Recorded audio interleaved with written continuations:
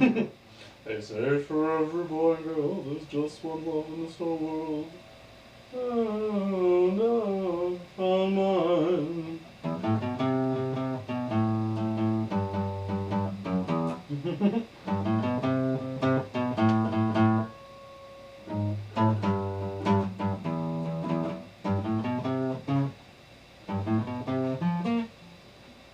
Young love, first love.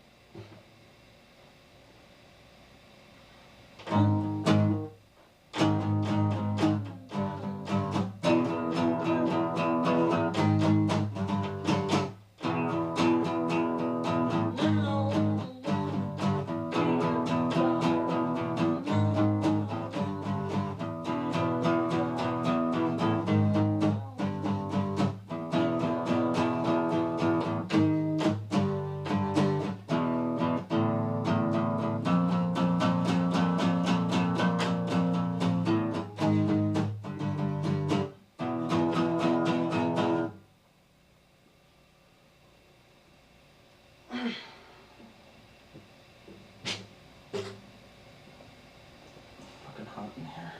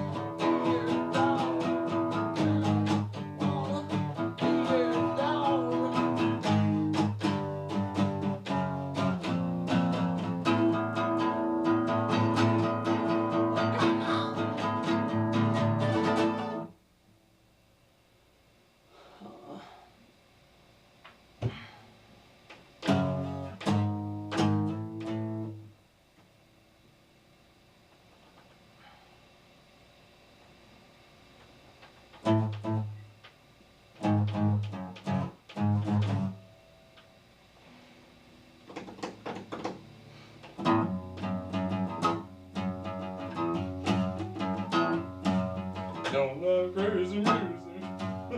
Don't like rockin' bands. I just wanna go to a movie show. Sit there holding hands, you so swerve. Baby, I don't.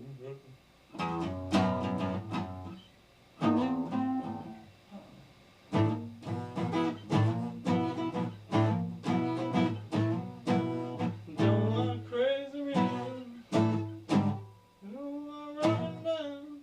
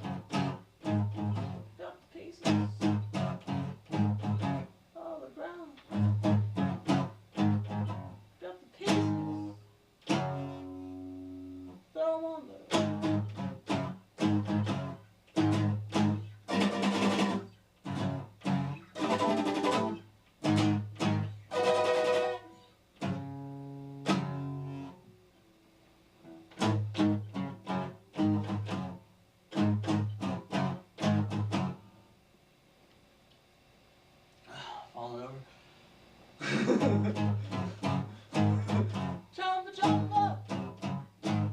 The bed is bright. Pick up the pieces.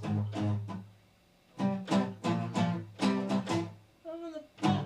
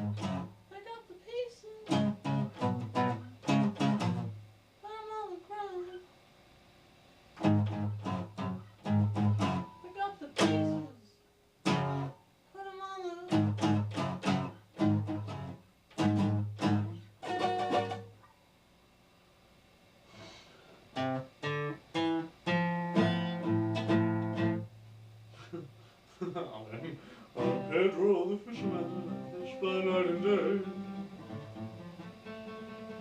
Unfortunately, I live in Bristol, far, far away.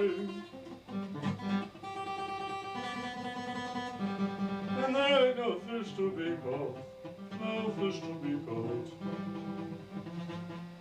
There ain't no sea. The council came, took it away from me.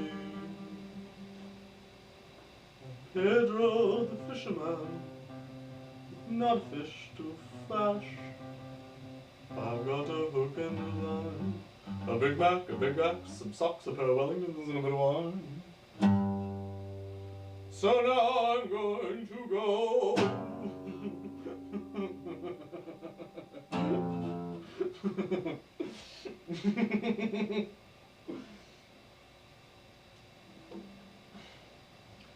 On the day was dying.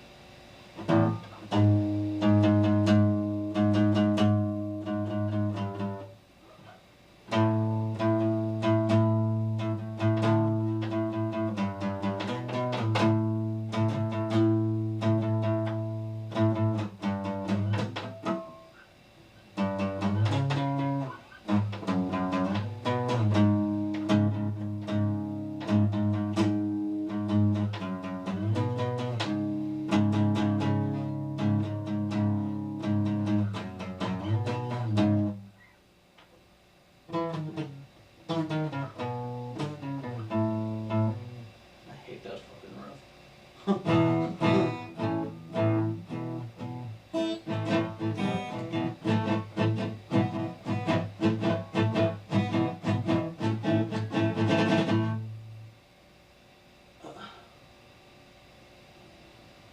jumbo, the bag is brown. Pick up the pieces, put them on the ground. Pick up the pieces, put them on the ground.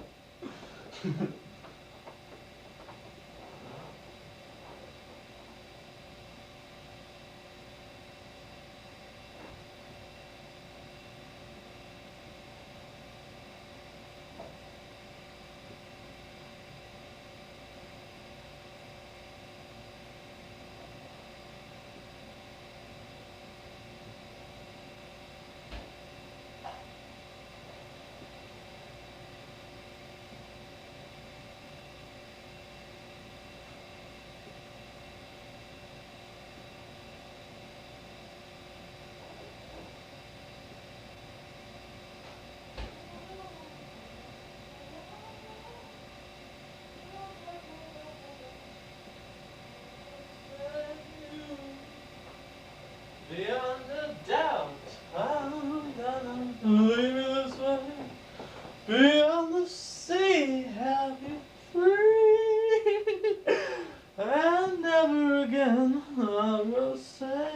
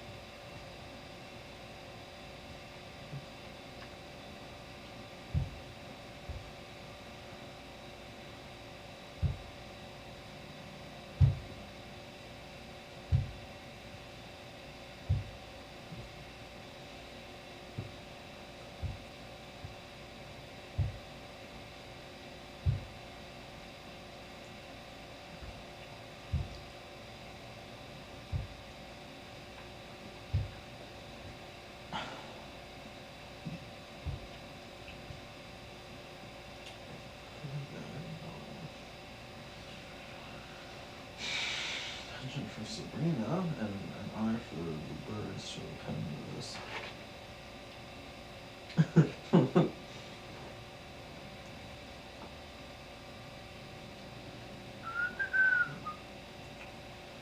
Sugarish idiot. What? Can't stop now, mustache to the last page. A flash through the book revealed that Mr. Segan had indeed dashed the last page. I think that tells me everything I really need to know. Mink, grink, mink, grump. persistent questioning failed to refresh Mr. Kron's memory as to the identity of Mr. Henry Kron. Kroon. I personally like Kroon better. Beyond the remark, Henry Kroon, Munk, isn't that the name of Munk Henry Kroon?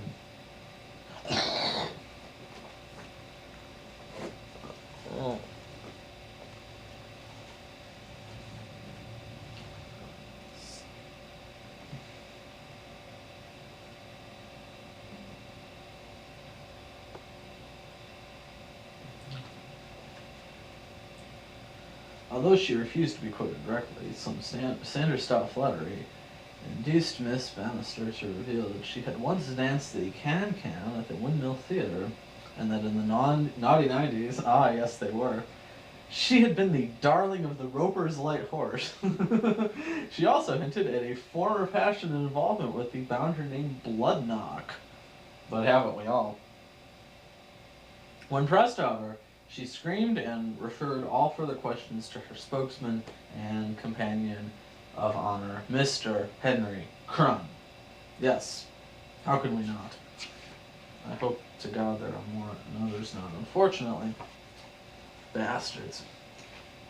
I think that there's the original, yes. The original, yes. Born 1920, Paris, educated at the Sorbonne and Saint Cyr Military Academy, captained French Moron racing team at Brooklands in 1927, that's 7 years old for those of you who know how to subtract, became the Latin darling of the motoring set, lionized by London, seen at all smart places, the Café Royal, the Ritz, danced the tango all night long with a Lady Astor, Operation for Piles, well, never mind. Wall Street crash, that would be 1929, so he was 9 years old at that point, folks. Family fortune decimated. Started work as a gigolo at New Cron Palais de Danse, who was offered to manage his career under Gry-type's careful management. He is now bald, daft, deaf, and worthless. But, once again, aren't we all? Currently working under license as a trainee corpse in the Leith Crematorium, and hoping to play the lead in Jesus Christ Superstar, which I've already done. Let me tell you, Moses is overrated. Club, Chateau Neuf, recreation, trying to escape, but, well, never mind. Hercules. Son of Lord Sticky Tyne and Mass Vera Cullen, a waitress at Paddington Station, educated at Eton Mixed Grammar School. Ah, but aren't we all? It was manager for the rugby team, 15th man at cricket, but I don't know how many people play cricket, so that doesn't... Subject of a police investigation on school homosexuality. Eventually left school at 20. Did 2 years at Oxford. Subject of police investigation on homosexuality. Joined Household Cavalry. Served throughout the war at Knightsbridge.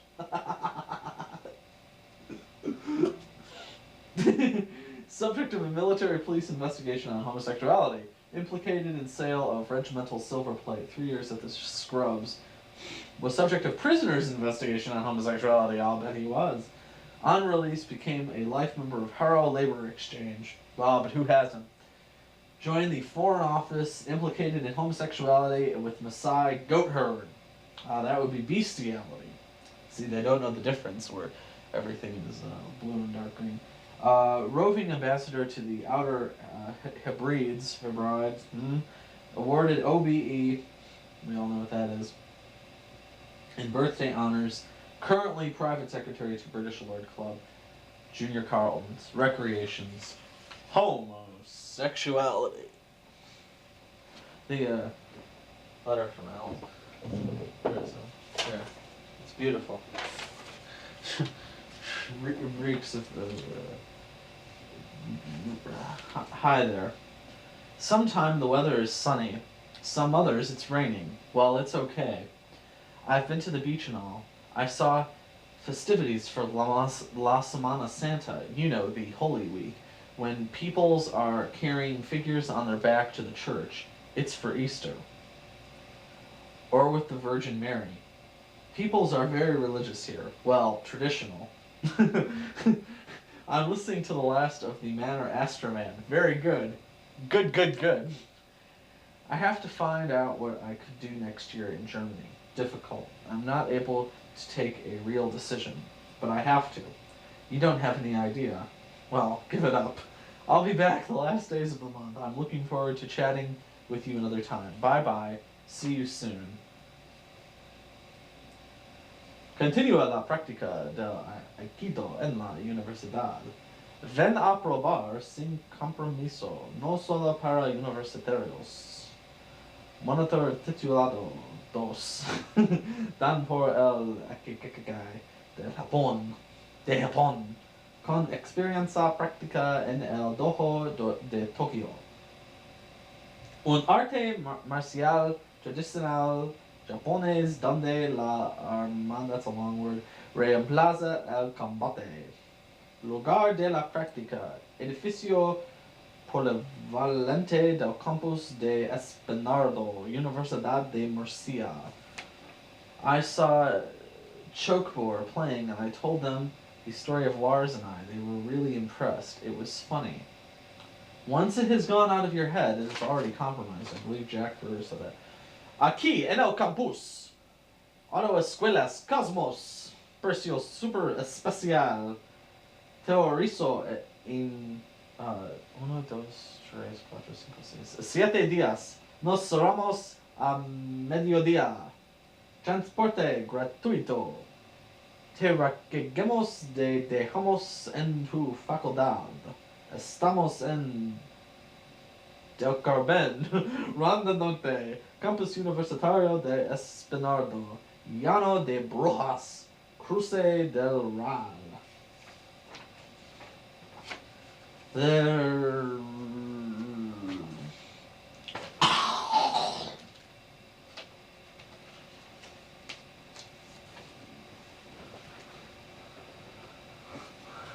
What the fuck is this?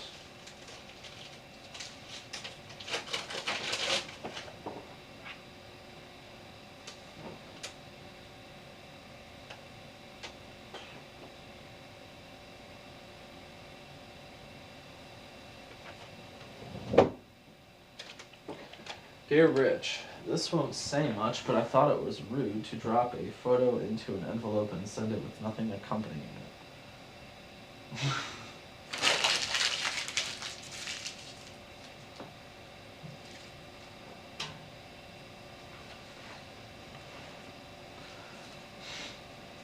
Born 1867 and 1880, Sandhurst NAAFI.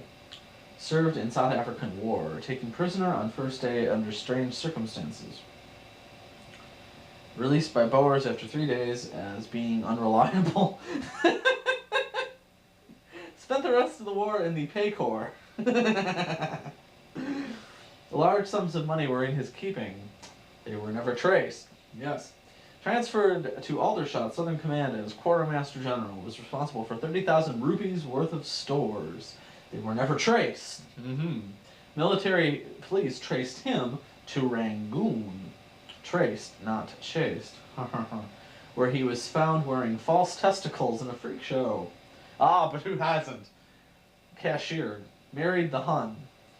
Mrs. Scrackthing. Divorced. Rejoined army under assumed height as Florence Bloodknock. Served 1 year in the ATS. His disguise became known when he reported a sailor for molesting him in an air raid shelter. Using his position as a mason, but who hasn't, he rejoined the army as a major. He saw action. Oh, fill it in. And suffered wounds in the bedroom of Mrs. Madge Field. World War II, he was found hiding in a hut near Quetta, where he swore a solemn oath that he was an eccentric Hindu fakir, or faker, who had gone white with fear. I like that. I think that George is I think that kind of describes the dilemma of George. An eccentric Hindu faker who'd gone white with fear. Cashiered for the 7th time, a world military record. Wearing a stocking mask, he rejoined the British Army as a Chinaman.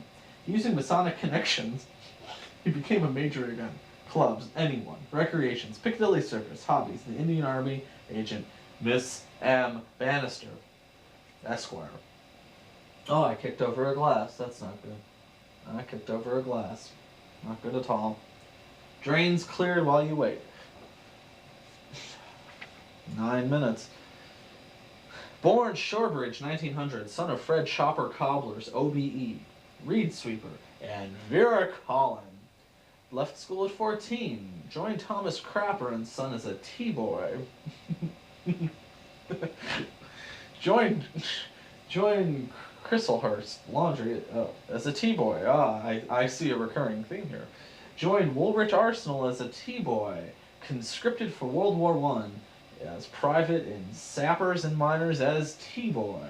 Rose to rank of acting unpaid lance corporal. Injured in action by T-earned falling on head because he wasn't a very good T-boy.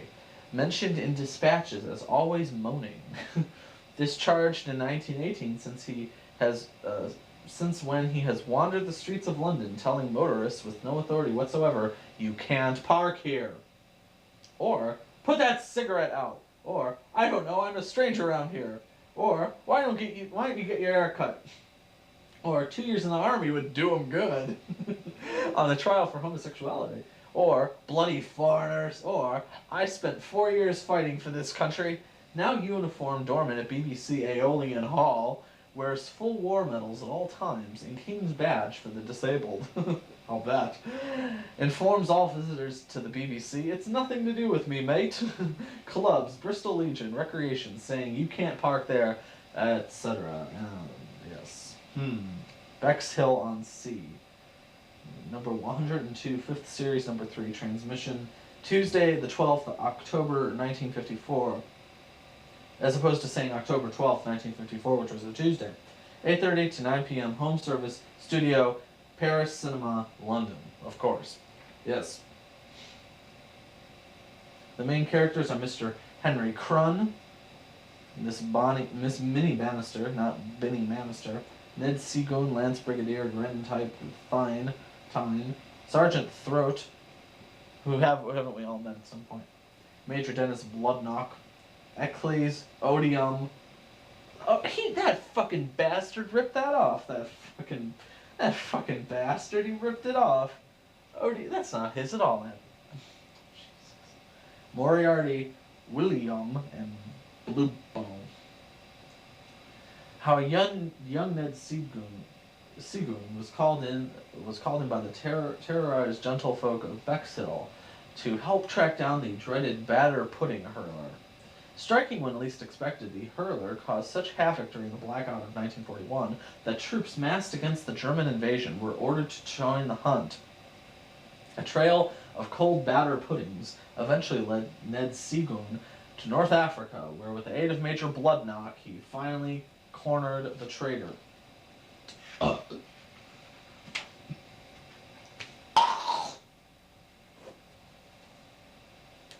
This is BBC Home Service, Penny and Mug.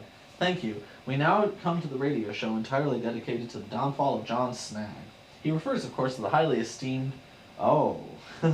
sorrowful March with Wales. Stop! Time for laughs later. But now to business. Mr. Greenslade, come over here. Chains! Yes, master. Tell the waiting world what we have for them. My lords and ladies and other national assistance holders, tonight the League of Burmese Trombonists presents a bestseller play entitled Timpani Roll, Elvender, The Terror of Bexhill-on-Sea, or, two dramatic chords, The Dreaded Batter Pudding Hurler, Climax, then down now behind. The English Channel, 1941. Across the silent strip of the Green Day water, in England, coastal towns were deserted except for people. Yes. Despite the threat of invasion and the stringent blackout rules, elderly gentlefolk, Bexhill-on-Sea, still took their evening constitutions. Ebb tide on a gravel beach. Oh, it's quite windy on these cuffs. What a nice summer evening. Typical English. Mink, yes. The rain's lovely and warm. I think I'll take care of my soul. Wester's off. Here, hold my elephant gun. I don't know what you brought it for. You can't shoot elephants in England. Mink, why not? They're out of season. Does this mean we'll have to pelican for dinner again? Yes, I'm afraid so. Then I will risk it. I'll shoot an elephant out of season, as he goes off mumbling into the distance. Well, they both do. I knocked over the same glass again, everyone. Listeners who are listening will, of course, realize that Minnie and Henry are talking rubbish, as erudite people who realize there are no elephants in Sussex. They are only found in Kent North, on a straight line drawn between 2 points, thus making it the shortest distance. Henry and Mug. Thank you. Well, if that's how it is, I can't shoot any. Come, Henry, we better be getting home. I don't want to get caught on the beaches if there's an invasion. Neither do I. I'm wearing a dirty shirt, and I don't... Minnie? What? What? Did you hear a gas oven door slam just then? Don't be silly, Henry. Who'd be walking around these silly cliffs with a gas oven? Lady Docker, says Crun. Minnie says, yes, but apart from the obvious ones, who'd want to? Splosh! Batter pudding hitting Minnie. Oh! No, I've never heard of him. To which Minnie replies, help, Henry! Henry! I've been struck down from the behind. Help! Mink! Oh dear, dear, dear. English police, law guardians. Not too loud, Henry, they'll hear you. Can I help you, sir? Are you a policeman? No, I'm a constable. What's the difference? They're spelt differently. Oh. Oh, what's happened to this dear old silver-bearded lady? She was struck down from the behind. And not a moment too soon. Congratulations, sir. I didn't do it. Coward. Hand back your OBE. Now tell me who did this felonious deed. What's happened to her? It's too dark to see. Strike a light. Not allowed in black light. Or black full. Strike a dark light. No, madam, we daren't. Why, only 28 miles across the channel, the Germans are watching us. Don't be silly-pilly policemen. They can't see a little match being struck. Oh, all right. Any questions? Yes. Where are my legs? You are now aware of the danger from German long-range guns. Ah, I've got it. I have the answer. Just by chance, I happen to have me a box of German matches. Wonderful. Strike one. They won't fire at one of their own matches. Of course not. Curse the British.